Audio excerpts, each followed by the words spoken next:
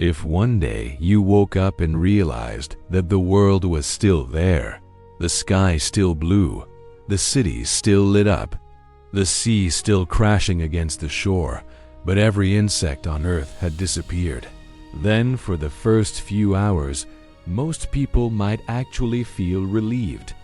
No more mosquitoes buzzing in their ears. No more cockroaches lurking in kitchen corners. No more flies hovering over food. A cleaner world, a quieter world, a more comfortable world. It sounds like a miracle, but in that very moment, an invisible countdown would begin. And the most terrifying part is that death would not come from an explosion, a tsunami, or an asteroid.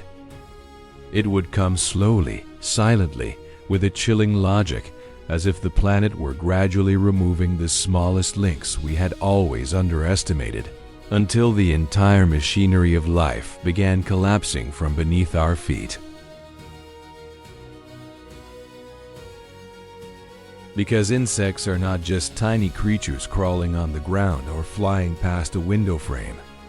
They are part of the living infrastructure of the world. They pollinate plants, break down organic matter, recycle nutrients into the soil, control pests, and feed birds, frogs, fish, reptiles, and countless other species in the food chain.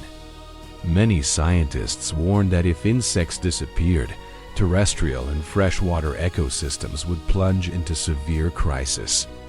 Around 75% of food crops depend on animal pollination to some extent, mainly by insects.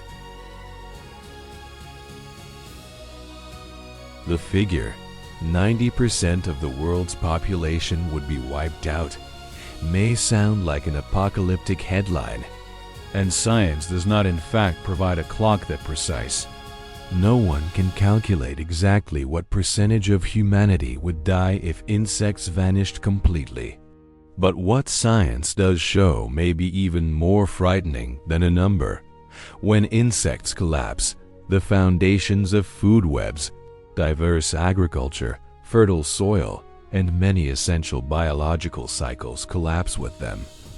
In other words, this is not a story about losing a few species of bees.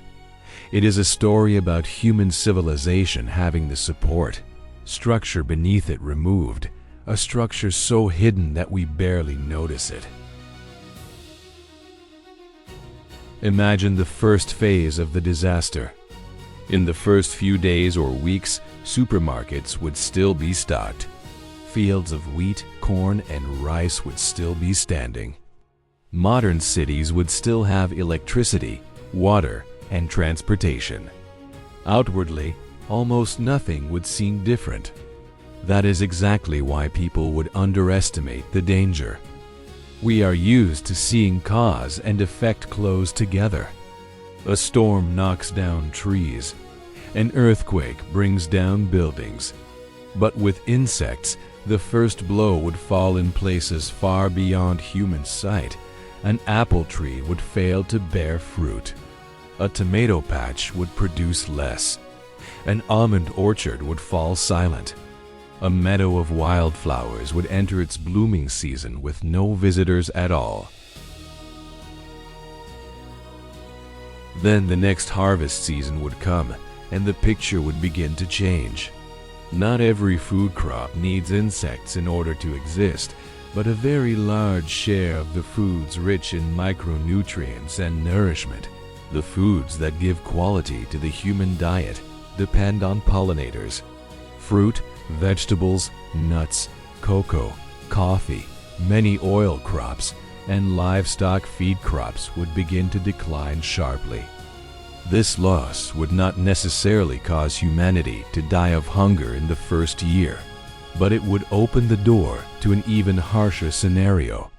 People might survive for a while on food sources, less dependent on pollination, but the world would quickly descend into large-scale malnutrition. Food is not just calories.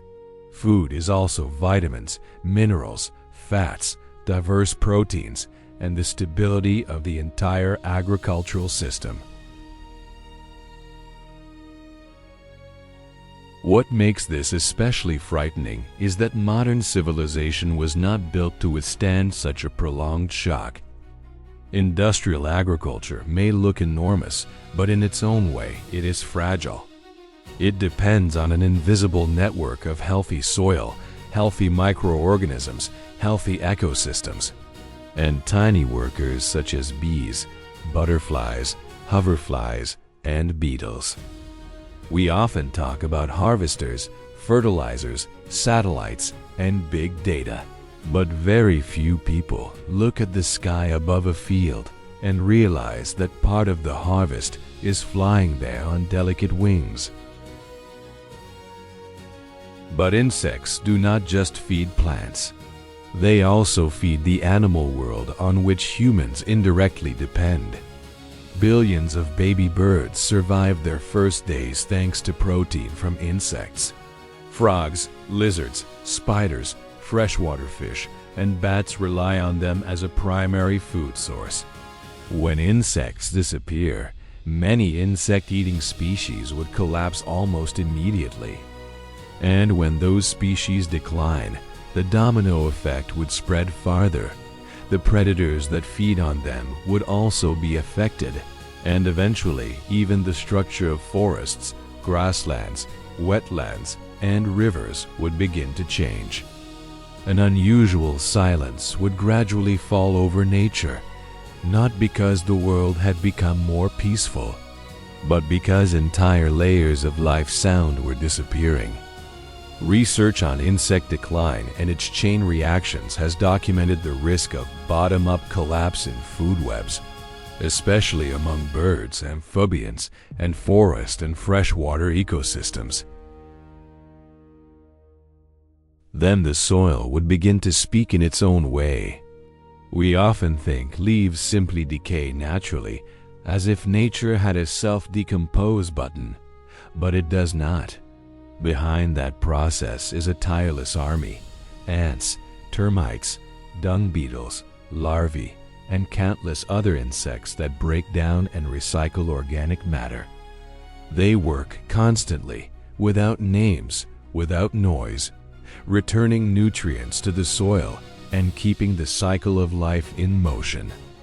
If that army vanished, dry leaves, rotting wood, waste, and carcasses would no longer be processed at the same speed.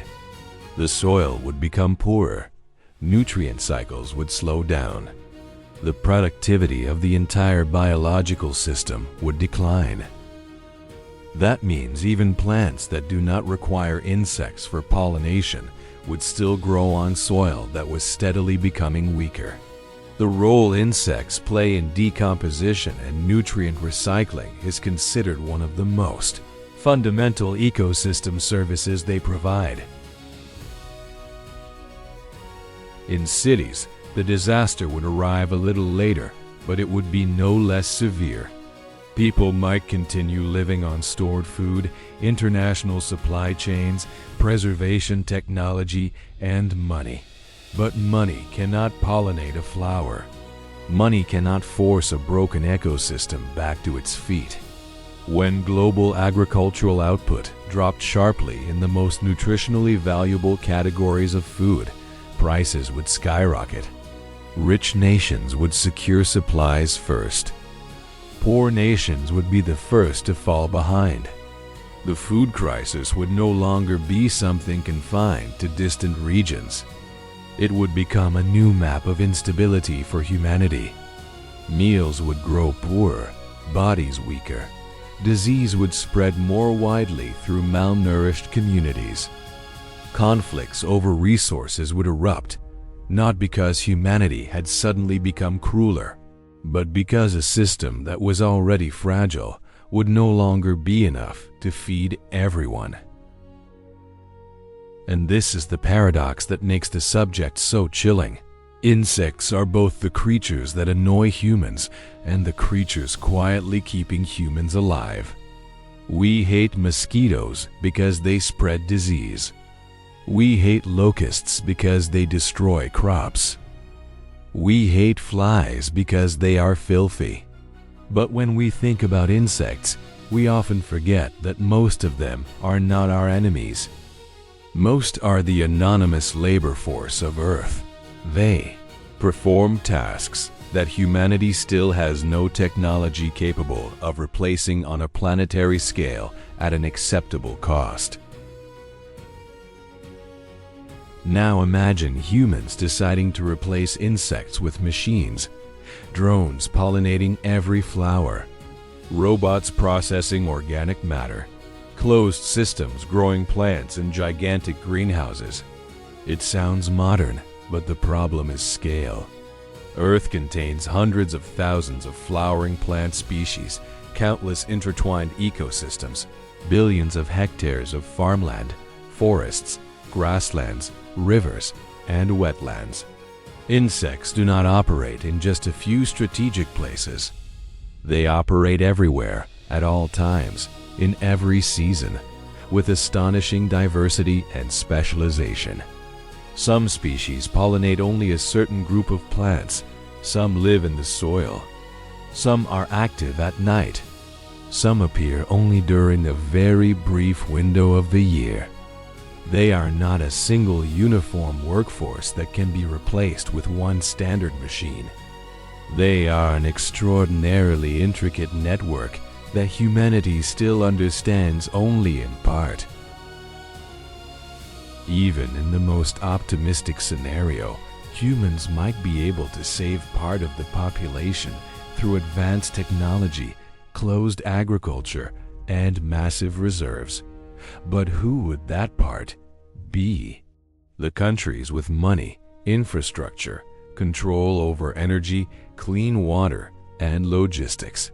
What about the rest of the world? Billions of people live directly from traditional agriculture, from fruit, vegetables, and local ecosystems.